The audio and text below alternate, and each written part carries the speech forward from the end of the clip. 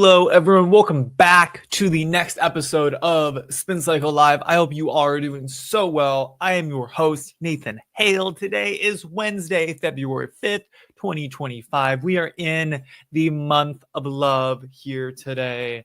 And my God, can I feel the love in the air coming from our amazing U.S. government right now? Donald Trump's in office. Pam Bondi was just confirmed as our next attorney general, right? We have so many stories to cover. So much is happening. And that is just the tip of the iceberg. But hope you are doing so well this Wednesday. Here in Kansas City, it has been a disaster out. There have been car crashes. We've had icy rain. It's been just kind of nasty and disgusting all day. So needless to say, I am in hibernation mode today, but I could not miss doing a show with you all because we have so many things to talk about, so much to cover, so much to get into. But tell me how you're doing. Leave me a comment. Tell me how great hopefully your day has been. Hopefully the weather has been a little bit warmer here. It's been like a chilly kind of 32 degrees out and rainy and just kind of nasty. So I'm inside. I had some chicken noodle soup for lunch. You know, I got my belly all filled up, got my stories researched and everything. I'm ready to go. But before we get into it, make sure you come back here Monday. We'll be back here with another live show to get through. So many great things in the pike. But let's get right into our first story. It's going to be kind of a quick show. I don't have all that much to talk about, crazy enough. Like there hasn't been, I went through the news cycle today and not too many things really piqued my interest. So one of them, though, was this. So the White House says Trump is, quote, not committed to sending U.S. troops to Gaza. So it was a whole meeting with Benjamin Netanyahu, who is the Israeli prime minister. We'll talk about that more in this story as well as the next one. And it's interesting to see. So let's read the story first and I'll give my thoughts. So this comes from Newsweek. So during Wednesday afternoon's press conference, White House press secretary Coraline Levitt, I think that's how you pronounce her name, so getting used to pronouncing it, she's only had the job for a couple weeks, said that President Donald Trump was, quote, not committed to sending United States troops to the Gaza Strip. So why does this matter? Trump and Israeli Prime Minister Benjamin Netanyahu met on Tuesday at the White House. The meeting carries significant geopolitical weight as Trump and Netanyahu discussed the future of a tenuous ceasefire in Gaza, potential normalization between Israel and Saudi Arabia, and strategies to counter Iran's nuclear ambitions. Netanyahu is under pressure from hard right coalition members to resume hostilities, while Trump, who has taken credit for brokering the ceasefire, aims to see it hold. So right now there's a ceasefire in Gaza. There's no fighting currently happening, is my understanding, but the conflict hasn't ended yet. It's just temporarily been paused. Okay, so you can see there's a map of Israel on the screen right here. You can kind of see kind of that bottom, the tiny little strip right there on the Mediterranean Sea is the Gaza Strip, kind of right where my mouse cursor is. And that is where the whole conflict is happening. It borders Egypt. Cairo isn't too far away from it. And then you can see you also have Jordan that's coming right up behind Israel as well there. So they're just kind of smashed into this very conflict-oriented zone. So that's where the conflict is happening. And the Israelis are of the notion, I believe, that they have the rights to the Gaza Strip, or they want it back. And the Palestinians have the knowledge or the understanding that they should have the Gaza Strip and as well as more land. I'm pretty sure that's what's happening. Everything with Middle Eastern conflicts has never really interested me all that much. I'll be completely honest with you. So my understanding was very limited. So I'm just kind of reading kind of what I know and what I've come to gather. So just know that. So Caroline Levitt said Wednesday in response to a question about Trump's remarks, the president has not committed to boots on the ground in Gaza. The United States is not going to pay for the rebuilding of Gaza. This is an out-of-the-box idea. His goal is lasting peace in the Middle East for all people in the region.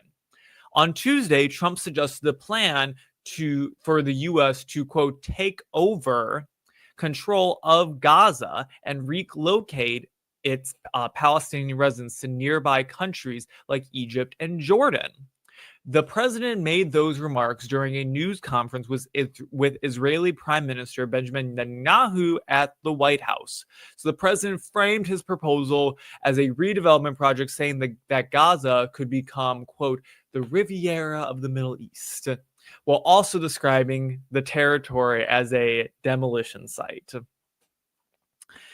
So, right off the bat, United States soldiers should not be in the Middle East at all, right? They shouldn't be there. We need to be out of these conflicts. The way that Biden pulled us out of everything in the Middle East was not the right way to go, but the time was up. It's time for us to be out of all of this, right? We stepped up and we helped Israel many times in the past, and we will many times in the future, but doing it with a loss of life from American citizens is not the way that we should be going about it, right? On the flip side of that, Donald Trump suggesting that all of a sudden the Gaza Strip is going to become this beautiful Middle Eastern destination that's going to be filled with development and everything, I think is laughable. I don't see this happening one bit. I give it basically 0% chance of it happening. I would gladly eat my words, but I would be extremely surprised if it did, right?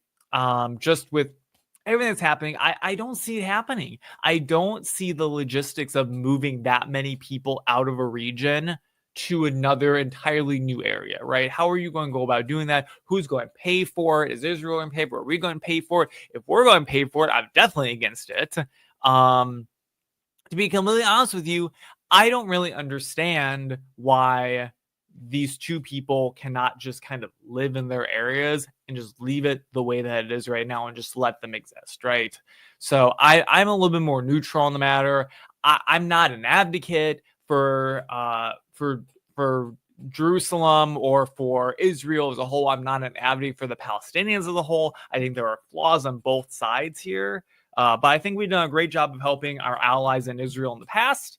And I'm sure we will continue to go about it in the future, but I don't see Trump's idea happening. I don't see it.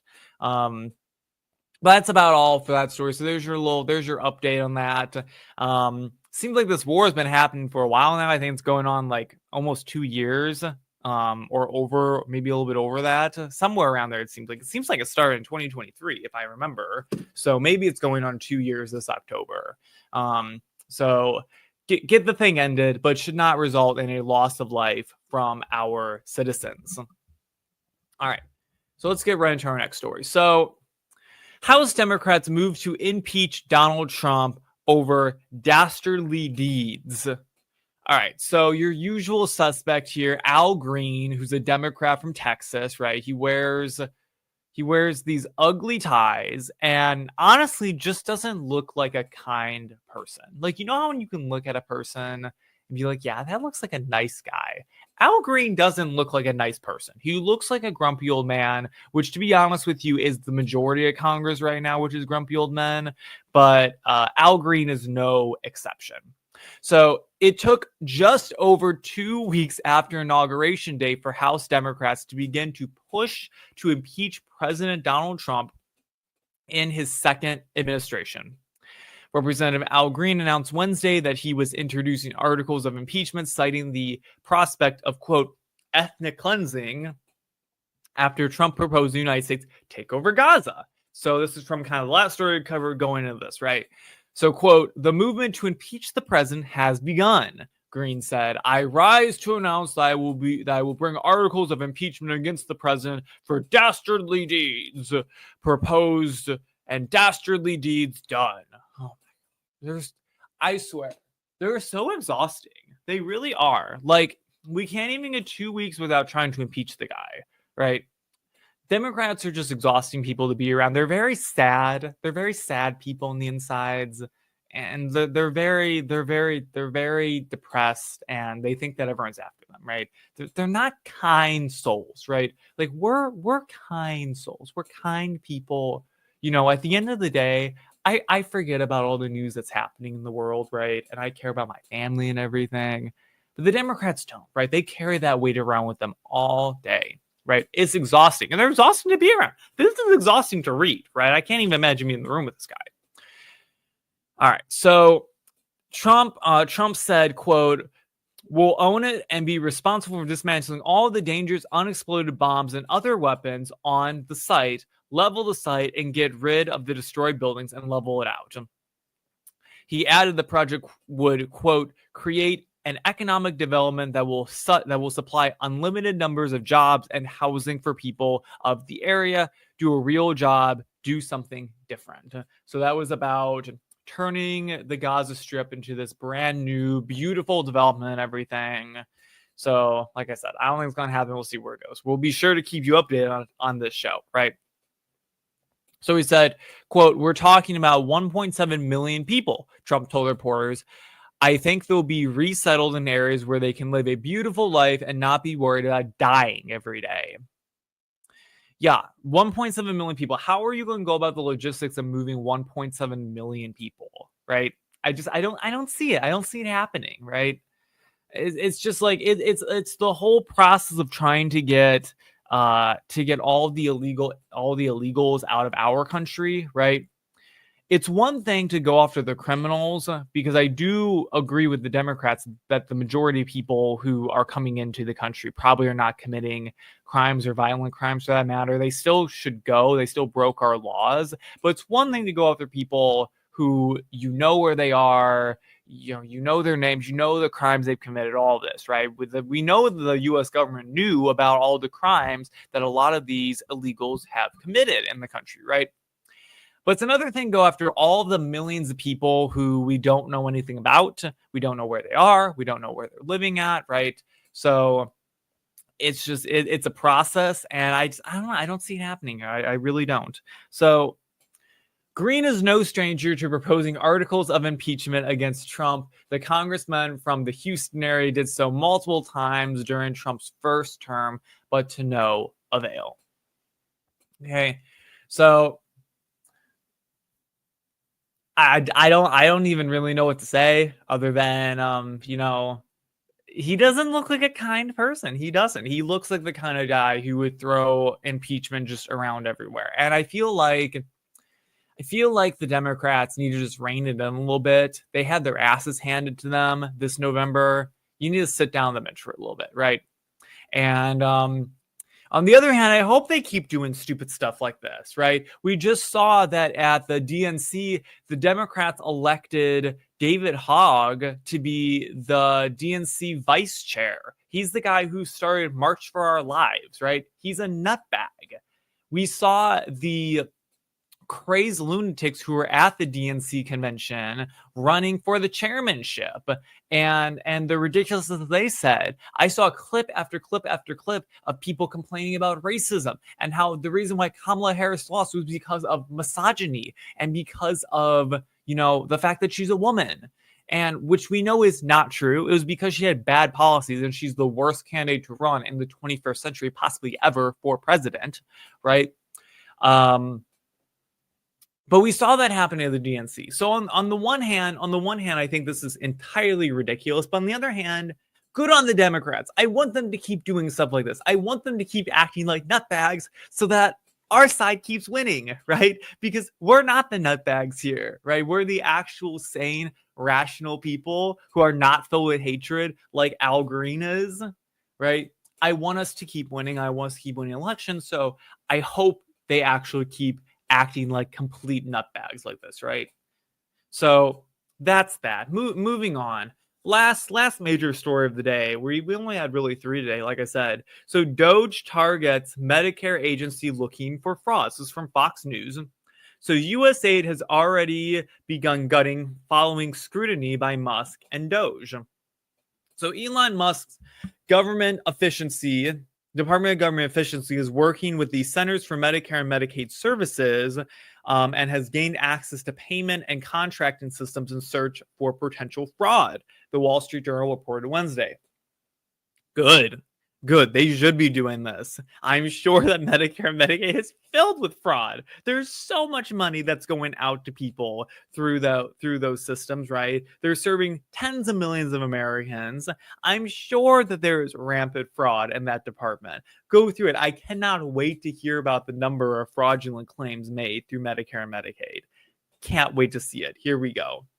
So Trump's DOGE has already gutted U.S. aid, but Musk argued on X that Medicare and Medicaid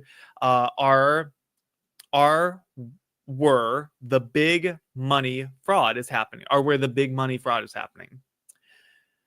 The new campaign comes just days after DOGE targeted U.S. aid, leading to the firing of 50 top officials and the organization being folded into the State Department. And U.S. aid had rampant fraud inside of it. There were donations happening to all sorts of different organizations that money should not have been going to, or at least in that amount, right? So that's pretty much that whole story. But good. Go after the big players here. The reason why our country is so in debt, right, is because of services like Medicare and Medicaid and Social Security. They're the reason why we're bankrupt. They're the biggest expenditures on the U.S. wall. That is where the majority of our tax dollars go to. We need to be saving as much money from those departments as possible, right? We think about all these other departments spending so much money and everything. They are a drop in the bucket compared to what Medicare, Medicaid, Social Security spend every year, right? These are the departments, these are the agencies that we need to be going after. These are the people that need to be held responsible. This is where the most amount of transparency in the U.S. government needs to be. This is all good news. I cannot wait to see the numbers once they're released on how much money Medicare and Medicaid was defrauding the U.S. taxpayer, right? And I'll say before I say it again, we should have complete and full transparency over where all this money is going to. I should know down to the last penny where every single U.S. dollar is going to, who is being paid out for. This should all be public information. I should know about all of this stuff. I don't need exact names, but I want to know who this is going to, who's getting paid by this, right? Release all of the information. Don't keep this classified, right?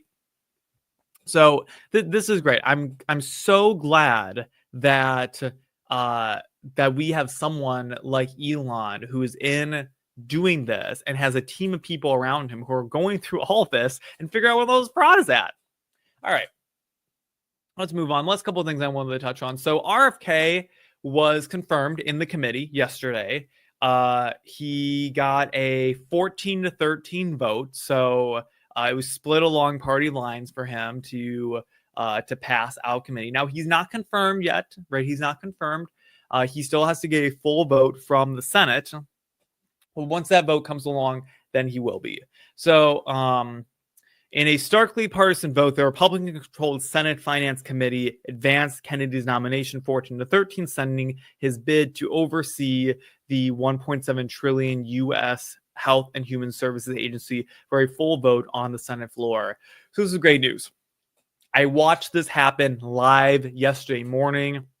Could not have been happier. I was making calls to my family about this. This is great. This is one of the reasons why I was excited to vote for Donald Trump, right? I am not the biggest Donald Trump fan out there on the face of the earth, right? I do not see nothing but good within the man. But when he assembles a team of people around him like RFK, now I'm interested, right? That was one of the main reasons why I, along with, I'm sure, tens of thousands of other voters, voted for Trump this time around, because they knew that he was assembling a team with people like RFK. And this is good news from the Senate. This is great that this is being passed along. And all I can say is that if he's not confirmed by the Senate, like I said before, the senators who did not confirm him are going to have a war to fight. And hopefully they get voted out, because this is a big deal, right? I don't think that people quite realize how important RFK is going to be in making the health of our country better. But I truly see so much potential in having someone like him who, like what you say what you will about him, is a little crazy in an department like that and just going wild, right? They use saying going wild on the Department of Health like it was a negative, right? I see it as a positive. Go wild. We need someone who can totally go through and dismantle everything public health related that we have come to learn over the past decades and release the actual information. Tell us what we are putting in our body. Tell us what we should not be putting in our body, right? And figure this stuff out. We need more regulation on food in the United States. I know we complain as conservatives a lot about overregulation, but the food industry is really something that's super underregulated right now in America. And we need some more regulation there. So this is good. Cannot wait to see what RFK comes to do. No vote has been announced yet for when they're having the formal confirmation vote happen. But hopefully by Monday, maybe it'll happen sometime this week, but hopefully by Monday, we will know when it's happening. All right. Last thing, same thing with Tulsi Gabbard. Tulsi Gabbard heads the Senate floor as well. So the Senate Intelligence Committee approved Tulsi Gabbard for Director of National Intelligence in a private vote on Tuesday, sending her to the full Senate floor for consideration. So some Republicans on the committee, including Senator James Lankford and Todd Young, had concerns over Gabbard after she declined to call Edward Snowden a traitor, despite multiple opportunities to do so in her confirmation hearing last week. Those senators, as well as Suzanne Collins, all indicated in the past 24 hours they would back her. Suzanne Collins was a surprise, man. Suzanne Collins was an absolute surprise. I was amazed that she came out forthright and was like, yeah, I'm going back to Tulsi Gabbard. So there are still some senators outside the committee who haven't indicated how they plan to vote. Senator John Curtis released a statement expressing concerns about the former lawmaker after her hearing. Senators Lisa Murkowski of Alaska and Mitch McConnell of Kentucky also haven't indicated if they plan to back her, and both broke with their party to oppose Pete Hegseth's confirmation as defense secretary. Usual suspects here. Lisa Murkowski and Mitch McConnell, usual suspects here, right? No surprise there. But I want to touch on the quote that she had, because people are questioning her about Edward Snowden a lot. I feel like she's taking a lot of heat for this. You know, I am not a fan of necessarily releasing, classified U.S. intelligence just to the general public. But the information that Edward Snowden released was surveillance on U.S. citizens, illegal surveillance on U.S. citizens, illegal surveillance on every U.S. citizen through webcams, through mobile phones, through backdoor networks, the likes of which we cannot even begin to comprehend. If you have not read or watched the full Edward Snowden story, you need to do it. This guy is frankly, I see Edward Snowden as an American hero, because without someone like him, we would not have known nearly how deep things like the PRISM program and how deep the U.S. surveillance arm of the government really was entrenched in our society, and how much we actually were being spied on as citizens, right?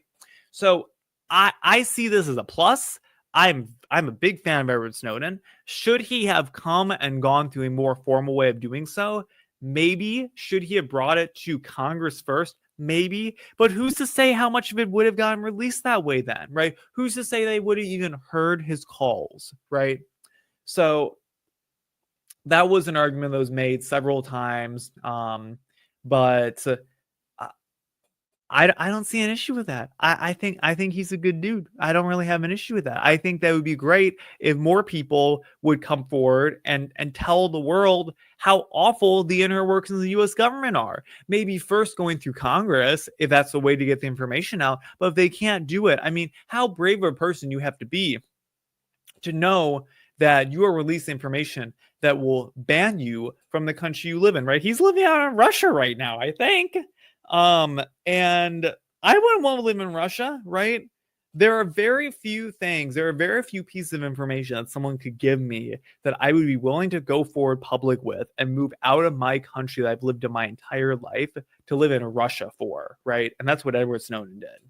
So same thing with Tulsi Gabbard. If she is not confirmed, she's another big reason why people like me voted for Trump. I mean, she's part of the Avengers here. Now, I'll be real with you all. I'm as gay as a unicorn puking a rainbow, but Tulsi Gabbard is fine, right? She's a muscle mommy. We love Tulsi Gabbard. I will always defend her no matter what. I think that she's an American hero. I think she said a lot of really great things. I've heard her speak many times. And just come on, look at that outfit, right? Look at that outfit. You see that streak of gray in her hair. She got that from getting hit with like a bomb or something, right?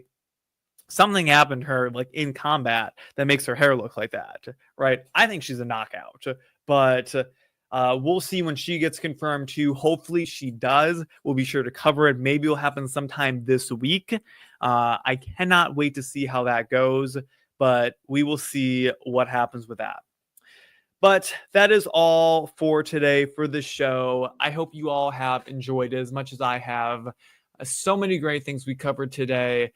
If you're not up to date on everything that's happening, make sure you follow me over on Twitter at Homonatian. Follow the show on Twitter as well at Spin Cycle Live. Look us up on Rumble, Instagram, YouTube, Homonatian or Spin Cycle Live. You should find your way to the channel either way. Give us a follow on all those platforms. We need as many people as we can watching this show, and our audience is only growing week over week. Our numbers are going up. So I am so happy with how this show is going. I have so many great things in the work. I know I've been saying it for a while, but they are still in the work. They are still in the work. So we'll see how things play out with all that. But with that, I have been Nathan Hale. This has been Spin Cycle Live for Wednesday, February 5th, 2025. And I hope you have a great rest of your day, a great weekend. We will see you back here on Monday for the next episode, praying to God that RFK and Tulsi are in the office that day as their first day of work on Monday. We'll see how that all plays out. But with that, thank you all for watching. I will see you all later. If you have any questions or comments, send them to me on Twitter. I'm always open to it. Let me know how I'm doing, give me a follow and all that stuff. Tell me how amazing the show is. Share this with friends, share it with family, right? Make sure you keep watching. We have so many great things, right? We have a whole backlog of episodes too. If you love me this much, go and watch those as well. They're all over on Rumble. They're all up on YouTube. They're all on my Twitter. You can go and find them, right? Spin Cycle Live. I digress. But like I said, have a great weekend. Have a great rest of your Wednesday. And with that, I will see you all on Monday. Peace out.